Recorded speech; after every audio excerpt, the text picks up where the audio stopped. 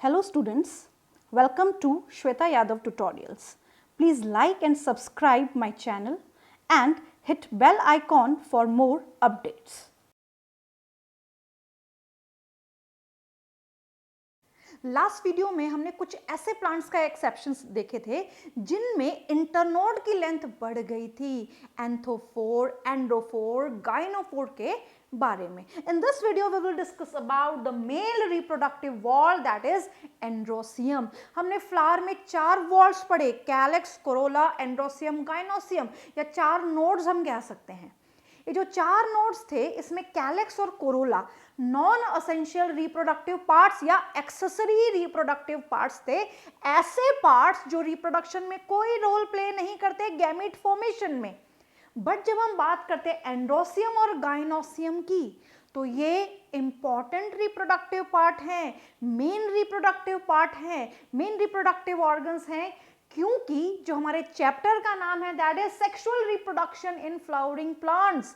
तो जब sexual reproduction in flowering plants पढ़ते हैं तो नॉर्मली एक चीज इंपॉर्टेंट हो जाती है कि गैमीट कैसे बन रहे हैं, गैमीट फ्यूज कैसे हो रहे हैं. तो सबसे पहले गैमीट्स कैसे बनेंगे, यानी कि प्री फर्टिलाइजेशन का पार्ट हम पढ़ने जा रहे हैं. और हम पढ़ रहे हैं क्लास 12 का एक बहुत important topic that is sexual reproduction in the flowering plants. So the topic is the male reproductive wall, or the node is known as androcium. Its single unit is stamen. इसकी single unit क्या है? स्टेमन है. The stamen is homologous to Microsporophyllus is equivalent to Microsporophyllus. अब क्या है ये Microsporophyllus? थोड़ा सा अगर हम डाइवर्सिटी पार्ट पे चलें तो हम ये देख सकते हैं कि जब डाइवर्सिटी में प्लांट्स की हायरार्की हम देखते हैं तो एल्गे, एल्गे के बाद हम पढ़ते हैं ब्रायोफाइट्स, देन हम पढ़ते हैं टेरिडोफाइट्स, देन जिम्नोस्पर्म्स. जब हम जिम्नोस्पर्म्स की बात करते हैं तो हम आप एक वर्ड कहते हैं जिम्नोस्पर्म, यानी कि ऐसे प्लांट जो सीड बेयर करते हैं, नेकेड सीड, यानी कि उनमें फूल नहीं होता सीड को बंद करने के लिए. Seeds are not enclosed in the flower. तो यहाँ पे क्या होता है, सीड्स कौन बना रहा है उनमें? तो सीड बनाने के लिए जिम्नोस्पर्म्स में लीफ मॉडिफाई हो जाती हैं, और लीफ जब मॉडिफाई हो जाती हैं तो सीड्स डायरेक्टली नहीं बनते. जब हम बात करते हैं डिप्लॉन्टिक लाइफ साइकिल की, तो यहाँ पे क्या होता है, प्लांट्स में सबसे पहले स्पोरोफाइट जनरेशन आती है, वो स्पोर्स बनाती है. क्या आती है? स्पोरोफाइट जनरेशन आती है, वो स्पोर्स बनाती है. स्पोर्स आगे जाके गैमीटोफाइट बनाते हैं. स्पोरोफाइट यानी spore producing plant. Spore producing plant ने बनाए स्पोर्स. स्पोर्स से बने ऐसे प्लांट, ऐसा प्लांट बॉडी जो गैमीटोफाइट यानी कि गैमीट प्रोड्यूसिंग प्लांट. गैमीट बनने के बाद गैमीट फ्यूज होते हैं, यानी कि गैमीट डायरेक्टली नहीं बन सकते. उनके लिए पहले क्या बनना पड़ेगा? स्पोर को बनाना पड़ेगा. तो इसीलिए डिप्लॉन्टिक लाइफ साइकिल है. कैसा है? इसमें स्पोरोफाइट और गैमेटोफाइट, यानी कि इसमें जो मेन प्लांट बॉडी है वो स्पोरोफाइट होती है. अब यहाँ पे हम क्या देखते हैं कि जो स्पोरोफाइट प्लांट बॉडी है वो स्पोर्स बनाती है, और उसमें जो मेल रिलेटेड स्पोर्स हैं उनको हम कहते हैं माइक्रोस्पोर.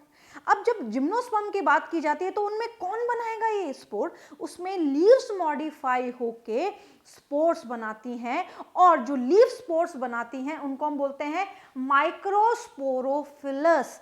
तो यहाँ पे हमें जो ये ध्यान रखना है कि यहाँ पे ये कैसा रिलेशन शो कर रहे हैं, ये होमोलोगस रिलेशनशिप शो कर रहे हैं. तो stamen is equal to microsporophylls. Micro word is related with the male, ये आपको ध्यान रखनी है बात. अब यहाँ पे स्टेमन की बात कर रहे हैं, तो यहाँ पे स्टेमन यानी कि मेल रिप्रोडक्टिव पार्ट की हम बात कर रहे हैं. तो एक स्टेमन में आइडियली क्या क्या चीजें प्रेजेंट होती हैं?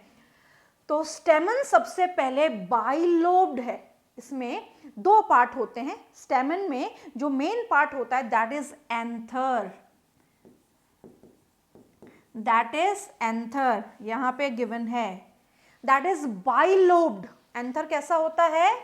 बाय लोब्ड, यानी कि दो लोब से बना हुआ होता है। Anther is by lobed. ये जो नीचे स्टॉक लाइक पार्ट है, दिस इज फिलामेंट। इसको हम क्या बोलेंगे? This is filament. अब यहां पे क्वेश्चन किस पे आता है? क्वेश्चन आता है कि ये जो फिलामेंट है ये किससे जुड़ा हुआ है? तो यहाँ पे इसमें दो एंड्स हैं। फिलामेंट में हम बात करेंगे इसके दो एंड की। So this end is known as distal end, distal end, and this end is known as proximal end. proximal का मतलब होता है ऐसा हिस्सा जो सेंटर के पास है। प्लांट बॉडी मेन सेंटर हो गया, उसके पास वाला जो हिस्सा, तो कैसे पता लगा सकते हैं हम? मान लीजिए ये है फ्लावर में मेन पार्ट इसके, और ये है फिलामेंट, और फिलामेंट का ये हो गया प्रॉक्सिमल एंड। ये प्रॉक्सिमल एंड किससे जुड़ा हुआ है? ये जुड़ा हो सकता है थैलेमस से, ये जुड़ा हो सकता है पेटल से, तो ये किसी से भी जुड़ा हो सकता है प्रॉक्सिमल एंड। तो proximal and is attached with thalamus और petal. What about the distal end? What is distal end? The end away from the center, center से दूर वाला area, distal end, and it is attached with anther। ये anther से जुड़ा हुआ है। अब anther क्या है? anther एक bilobed structure है। यहाँ से बहुत इंपॉर्टेंट बातें शुरू हो जाती है। अब anther bilobed है, कैसे पता चलेगा ये bilobed है? तो हमने क्या किया, इस एंथर का सेक्शन यहाँ से काटा और माइक्रोस्कोप में उसको देखा। क्या देखा हमने? सेक्शन काट के हमने माइक्रोस्कोप में देखा। तो माइक्रोस्कोप में हमें देखने पे पता चला एक एंथर में टिपिकली दो लोब्स होते हैं। ये एक lobe, this is lobe number 1, this is lobe number 2। Bilobed structure. इस बाइलोब्ड स्ट्रक्चर में एम्प्टी सैक प्रेजेंट होते हैं। These are empty sac, and the sac, हर लोब में क्या प्रेजेंट है? एम्प्टी सैक्स प्रेजेंट हैं। So these empty sac is known as theca. क्या बोलेंगे इस एम्प्टी सैक को? थीका। तो एक एंथर टिपिकली कैसा होगा? डायथीकस, या हम ये भी कह सकते हैं अगर लोब के हिसाब से देखें तो हम इसको क्या बोलेंगे? डायथीकस। तो यहाँ पे क्या प्रेजेंट है? दो लोब्स हैं, तो इसको बोलेंगे हम डायथीकस। क्या बोलेंगे इसको? डायथीकस। दो लोब्स हैं, बाइलोब्ड है, this is lobe number 1, this is lobe number 2, तो क्या बोला जाएगा इसको? बाइलोब्ड, डायथीकस। अब यहां पे हमने देखा कि हर कॉर्नर पे, यानी कि दोनों लोब्स में जो एम्प्टी बैग्स हैं, जो थीका हैं, इसके साथ साथ क्या एसोसिएट कर रहा है? हर कॉर्नर पे माइक्रोस्पोरेंजिया। तो यहाँ पे ये सिंगल क्या है? दिस सिंगल इज माइक्रोस्पोरेंजिया, या अगर एक को बोलेंगे तो माइक्रोस्पोरेंजियम, यानी कि यहाँ पे 4 माइक्रोस्पोरेंजियम हो गए, तो इसको बोला जाएगा टेट्रास्पोरेंजिएट। क्या बोला जाएगा? टेट्रास्पोरेंजिएट। अब यहाँ पे खास बात क्या है कि ये जो स्पोरेंजिया हैं ये जो स्पोरेंजिया हैं, ये एंथर की लेंथ के साथ साथ नीचे तक बढ़ रहे हैं लॉन्गिट्यूडनल एक्सेस पे। तो ये नीचे तक हैं, ये नीचे तक मौजूद हैं, यानी कि लॉन्गिट्यूडनल एक्सेस पे माइक्रोस्पोरेंजिया नीचे तक आ रहे हैं। सो एक बार इसको दोबारा देखते हैं, हम क्या बोल रहे हैं? We are talking about the anther. Anther का हमने सेक्शन काटा, तो सेक्शन में हमने क्या देखा? एक एंथर कैसा है? एक एंथर बाइलोब्ड है, ये एक लोब, ये दूसरा लोब, तो क्या हो गया? बाइलोब्ड। हर लोब में क्या प्रेजेंट है, 2 एम्प्टी बैग्स हैं, दीज एम्प्टी बैग्स, ये जो 2 एम्प्टी बैग्स हैं दीज आर थीका, तो डायथीकस कैसा हो जाएगा ये, डायथीकस, डायथीकस। और एक एंथर के दोनों लोब्स में मिला के, एक एंथर के दोनों लोब्स में मिला के 4 माइक्रोस्पोरेंजिया है, 1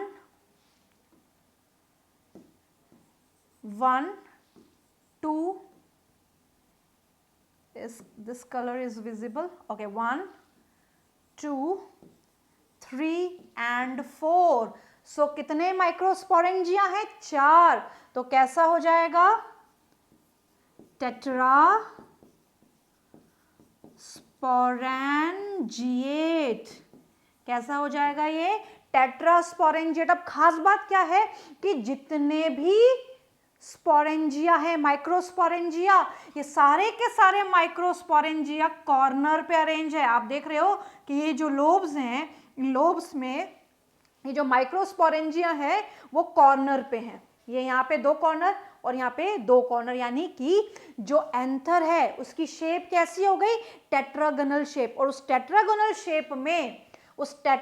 शेप में जितने भी माइक्रोस्पोरेंजिया हैं वो 4 कोनों में अरेंज हैं। दूसरा, लॉन्गिट्यूडनल एक्सिस पे नीचे तक एंटायर लेंथ में जा रहे हैं। और तीसरी इंपॉर्टेंट बात, they further develop into pollen sac, इसमें डेवलप हो जाएंगे, ये पोलन सैक या पोलन ग्रेन्स में ये आगे जाके डेवलप हो जाएंगे। इसका डेवलपमेंट भी हम आगे पढ़ेंगे। So here a typical anther is bilobed. एक टिपिकल एंथर क्या है, बाइलोब्ड है, ये बात हम कर चुके हैं, बाइलोब्ड है। 2 microsporangia are present in each lobe, यानी कि हर लोब में 2 माइक्रोस्पोरेंजिया है, हर लोब में 2 माइक्रोस्पोरेंजिया है। Thus a typical anther is diathecus।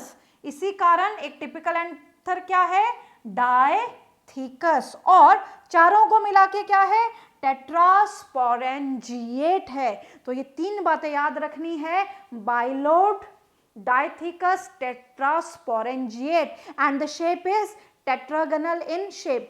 Stamen is homologous to माइक्रोस्पोरोफिलस। एक और इंपॉर्टेंट बात, जो एंथर है, इस एंथर के दोनों लोब्स, एंथर के अगर हम ऐसे बनाएं, ये एंथर है, ये इसके 2 लोब्स हैं, हम बाहर से देख रहे हैं, और ये फिलामेंट है। एंथर के दोनों लोब्स और फिलामेंट एक दूसरे से कनेक्टेड रहते हैं with the help of connective. तो यहाँ पे ये क्या मौजूद है, ये मौजूद है connective, and this connective consist of vascular tissue. इसमें क्या प्रेजेंट है, इसमें प्रेजेंट है वेस्क्यूलर टिश्यू, जो इस पर्टिकुलर स्ट्रक्चर को फूड वाटर सप्लाई करेगा, वही होता है वेस्क्यूलर टिश्यू। तो यहाँ पे अगर हम देखें इस फिगर में कि जो एंथर के दोनों लोब्स हैं, they are attach with the filament with the help of a connective. किससे कनेक्टेड है, कनेक्टिव से। This is connective. कनेक्टिव में क्या है, वेस्क्यूलर टिश्यू प्रेजेंट है। Often a longitudinal groove run lengthwise separating the theca। जो longitudinal groove है that runs lengthwise, वो lengthwise चलता है, नीचे तक आता है और थीका को सेपरेट कर देता है। ये हम पढ़ चुके हैं। Proximal end is attached to the thalamus और the base of the petals. किसकी बात हो रही है, ये फिलामेंट की बात हो रही है। तो फिलामेंट का जो प्रॉक्सिमल एंड है वो जुड़ा होता है थैलेमस से या पेटल से, और उसका जो डिस्टल एंड है वो जुड़ा होता है किससे, डिस्टल एंड जुड़ा होता है एंथर से, फिलामेंट का। ये जितने भी हमने फीचर पढ़े हैं ये टिपिकल एंथर में प्रेजेंट होते हैं। कैप्सुला एक टिपिकल एंथर है जिसमें ये प्रेजेंट होंगे, बट कुछ प्लांट्स ऐसे हैं जो बिलोंग करते हैं मैल्विसी फैमिली से। सो मैल्विसी में से जो बिलोंग करते हैं उनका एंथर मोनोथिकस, इंपॉर्टेंट। नॉर्मली जो एंथर है वो है डाइथिकस, मैल्वेसी का मोनोथिकस, एंड नॉर्मली जो टिपिकल एंथर है वो टेट्रास्पोरेंजिएट, बट यहां पे है बायस्पोरेंजिएट। सो दिस इज इंपॉर्टेंट क्योंकि यहां पे क्या आ गया, मोनोथिकस एंड बायस्पोरेंजिएट आ गया।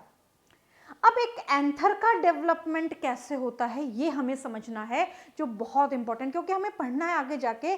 जब हम एंथर का सेक्शन हमने देखा कि 4 तो उसमें स्पोरेंजिया है, माइक्रोस्पोरेंजिया, और उसमें कुछ लेयर्स बनती हैं, यानी कि वॉल ऑफ द एंथर बनती है। तो वॉल ऑफ द एंथर कैसे बनती हैं, उसके अंदर जब टिश्यूज बनते हैं और वो टिश्यूज जो हैं यानी कि पोलन मदर सेल का फॉर्मेशन कैसे होता है, ये सारी डिटेल हम करेंगे।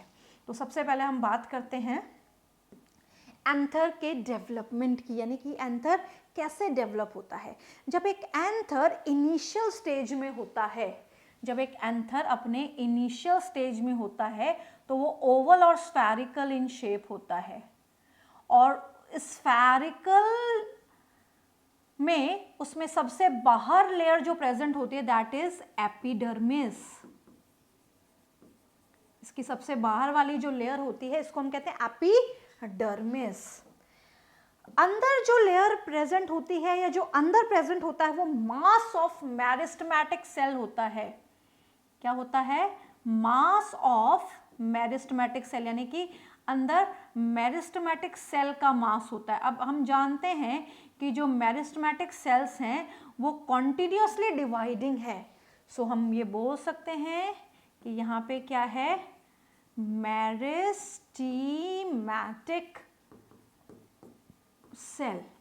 अब यहाँ पे हम क्या बोल सकते हैं कि the mass of the meristematic cell और the meristematic cell are surrounded by epidermis, यानी कि एपिडर्मिस के अंदर मेरिस्टेमेटिक सेल का गुच्छा है, मास है। अब क्या होगा कि जो मेरिस्टेमेटिक सेल्स हैं वो कॉन्टिन्यूसली डिवाइड करेंगी, उनका नेचर है, मेरिस्टेमेटिक सेल्स का नेचर क्या है, कॉन्टिन्यूसली डिवाइड करने का। मेरिस्टेमेटिक सेल कॉन्टिन्यूसली डिवाइड करेंगे तो हम ये लिख सकते हैं they divide and differentiate. Important बातें हैं, ये ध्यान रखनी है, ये डिवाइड होगी और डिफरेंशिएट भी होगी। अब जब कोई चीज डिवाइड हुई तो उसकी संख्या बढ़ी, और जब वो अलग हो गई दूसरे से तो उसने अपने आप को डिफरेंशिएट कर लिया।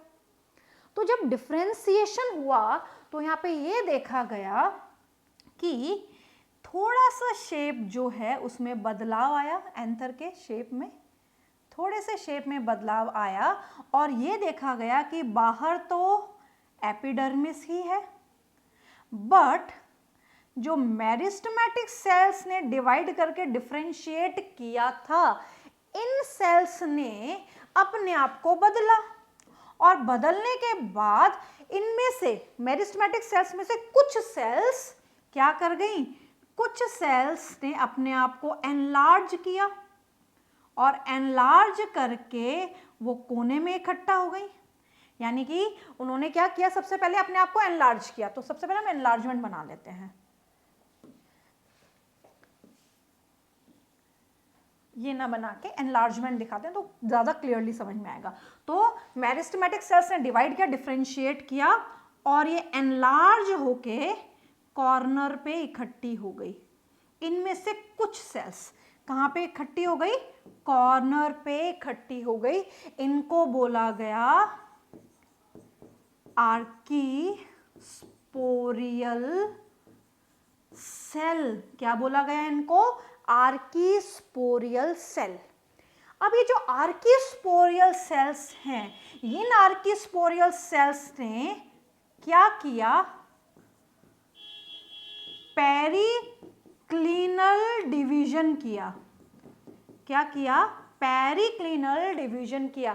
पेरिक्लिनल डिवीजन का मतलब है कि इन्होंने parallel to the longitudinal axis, ये लॉन्गिट्यूडनल एक्सिस है, सो इसके पैरेलली डिवाइड हुए। पैरेलली जब ये डिवाइड हुए तो डिवाइड होने के बाद इन्होंने दो टाइप्स की सेल बनाई। क्या क्या बनाई? Primary parietal cell, primary parietal cells और primary sporogenous cells. Primary parietal cells और प्राइमरी स्पोरोजिनस सेल्स बनाई। क्या बोल रही हूं मैं? एंथर ने इनिशियली कैसा देखा अपने आप को, यानी कि एंथर इनिशियली कैसा था? एपिडर्मिस थी, एपिडर्मिस बाहर थी और उसके अंदर मेरिस्टेमेटिक सेल का गुच्छा था। मेरिस्टेमेटिक सेल्स का नेचर है कॉन्टिन्यूसली डिवाइड करने का, तो मेरिस्टेमेटिक सेल्स ने अपनी संख्या बढ़ाई। अब संख्या बढ़ाने से तो काम चलेगा नहीं, केवल नंबर इंक्रीज करने से काम नहीं चलेगा, डिफरेंशिएट होना पड़ेगा। जब ये डिफरेंशिएट हुए तो इनमें से कुछ सेल्स एनलार्ज होके कोने में इकट्ठी हो गई, हर एक कोने में एक सेल इकट्ठी हो गई। उस एनलार्ज सेल को हमने बोला आर्कीस्पोरियल सेल। इस आर्कीस्पोरियल सेल ने डिवीजन किया, दैट इज पेरिक्लिनिकली डिवीजन या पेरिक्लिनिकल डिवीजन इसने किया।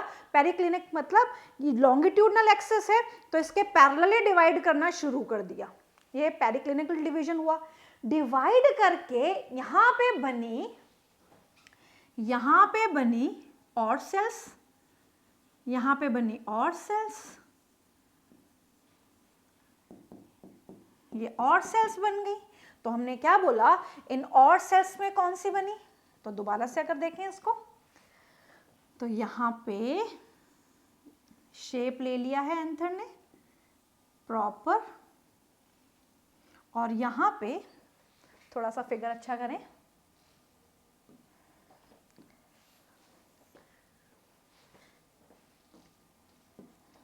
तो यहां पे थोड़ा सा शेप को बेटर कर देते हैं और ये एपिडर्मिस,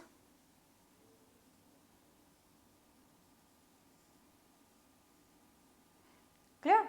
एपिडर्मिस, यहां पे भी एपिडर्मिस है, यहां पे मैं मेंशन कर देती हूं epidermis, this one is also epidermis. Epidermis का नेचर कैसा है? Non archesporial in nature. अब यहाँ पे आर्कियोस्पोरियल ने डिवाइड किया और डिवाइड करके हर कोने पे लेयर बना दी, मल्टी लेयर बन गई, ये मल्टी लेयर बन गई, ये मल्टी लेयर बन गई। अब यहाँ पे जब ये मल्टी लेयर बनी तो यहाँ पे हमने क्या देखा, इसमें जो बाहर की तरफ है इन्होंने बनाया primary parietal cell, primary parietal cell, और जो अंदर वाली हैं उन्होंने बनाया primary sporogenous cell, primary sporogenous cell. अब क्या होगा, ये जो प्राइमरी पैराइटल सेल है, ये प्राइमरी पैराइटल सेल क्या करेगी, ये फिर से डिवाइड करेगी। फिर से कैसे डिवाइड करेगी, ये फिर से लॉन्गिट्यूडनल एक्सेस के साथ साथ डिवाइड करेगी और ये 90 डिग्री पे, यानी कि लॉन्गिट्यूडनल एक्सेस से या लॉन्ग एक्सेस से 90 डिग्री पे भी डिवाइड करेगी, तो उसको हम कहेंगे एंटीक्लिनल। तो यहाँ पे हम क्या बोलेंगे कि प्राइमरी पैराइटल सेल्स डिवाइड, और डिवाइड करके ये बनाएगी 3 to 5 लेयर, और इन्हीं को ही हम बोलेंगे एंथर वॉल। तो हम क्या बोलेंगे, यहाँ पे अगर हम फिगर में देखें, प्राइमरी पैराइटल सेल्स, ये जो प्राइमरी पैराइटल सेल्स है हम यहाँ तक पढ़ चुके हैं। एपिडर्मिस थी, मेरिस्टेमेटिक सेल्स थी, मेरिस्टेमेटिक ने डिवाइड किया, डिफरेंशिएट किया, आर्किस्पोरियल सेल बनी, इन्होंने पेरिक्लिनल डिवीजन शो किया और बनी प्राइमरी पैराइटल सेल्स और प्राइमरी स्पोरोजिनस सेल्स। अब यहाँ पे क्या होगा, ये जो प्राइमरी पैराइटल सेल्स हैं, ये प्राइमरी पैराइटल सेल्स फिर से पेरिक्लिनल डिवाइड करेगी और एंटीक्लिनल, पेरिक्लिनल और एंटीक्लिनल, पेरी मतलब parallel to the long axis, यानी कि ये जो लॉन्ग एक्सिस है इसके पैरेलली डिवाइड करेंगी, और जो एंटी है वो 90 डिग्री पे डिवाइड करेंगी, और 3 से 5 लेयर ऑफ द सेल्स बना लेंगी। और ये जो 3 से 5 लेयर ऑफ द सेल्स बनेंगी, यानी कि जो लेयर्स बनेंगी उनको हम बोलेंगे एंडोथीसियम, मिडल लेयर और टेपेटम। वहीं जो प्राइमरी स्पोरोजिनस सेल है ये डिवाइड करेगी माइटोसिस से। दे डिवाइड बाय माइटोसिस, तो सेल्स डिवाइड करके क्या बनाती हैं? टिश्यूज बन गए। कौन से हैं? अगर स्पोरोजिनस सेल है तो टिश्यू कौन से बनेंगे? स्पोरोजिनस टिश्यू बनेंगे, और डिफरेंशिएट होके बन जाएगी माइक्रोस्पोर मदर सेल। इसको हम बाद में पढ़ेंगे। तो सबसे पहले हम पढ़ेंगे कि प्राइमरी पैराइटल सेल्स ने यहाँ पे बना दी 3 से 5 लेयर, और इन्हीं को हमने बोला एंथर वॉल। डायग्राम में ये कैसा दिखता है? देखिए, ये एपिडर्मिस है, ये एपिडर्मिस है बाहर। इस एपिडर्मिस ने आउटर कवरिंग बना दी, अंदर मेरिस्टेमेटिक सेल्स का गुच्छा है। मेरिस्टेमेटिक सेल्स ने डिवाइड करके डिफरेंशिएट किया, आर्कियोस्पोरियल सेल्स बना दी। आर्कियोस्पोरियल सेल्स कॉर्नर में अरेंज हो गई एनलार्ज होके, और जब ये कॉर्नर में अरेंज हुई तो इन्होंने पेरिक्लिनल डिवीजन किया और लेयर्स बनाई। तो यहाँ पे प्राइमरी पैराइटल सेल्स बनी, ये पहले बनने वाली प्राइमरी पैराइटल सेल्स, उसके बाद बनने वाली primary sporogenous cells. Primary parietal sales क्या बनाएगी? डिवाइड करके एंथर की वॉल बनाने का काम करेगी। ये बहुत इंपॉर्टेंट है। एंथर की वॉल कैसे बनती है हम नेक्स्ट वीडियो में पढ़ेंगे, क्योंकि ये अपने आप में एक इंपॉर्टेंट टॉपिक है। So we will discuss the wall of the anther, and the wall of the anther include epidermis, endothecium, middle layer and tapetum.